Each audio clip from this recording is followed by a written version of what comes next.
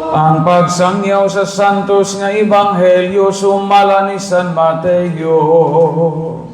Himayaw ikaw, Ginoo. Ug sa pag-abot ni Jesus sa distrito sa Cesarea Filipos, nangutana siya sa iyang mga tinun-an, kinsa man kuno ingon sa mga tao ang anak sa tao. Sila mitubag. Ang uban nag-ingon nga si Juan nga magbubunyag, ang uban si Elias, ug ang uban pagayon si Jeremias o usa sa mga propeta. Miingon siya kanila, apan kamo, unsa may inyong ikasulti kung kinsa ako? Mitubag si Simon Pedro og miingon, ikaw mao ang Mesiyas, ang anak sa Dios nga buhi. Ug mitubag si Jesus ug miingon kaniya, bulahan ka Simon, anak ni Jonas. Kay dili tao ang nagpadayag niini kanimo, kundi ang akong amahan nga tua sa langit.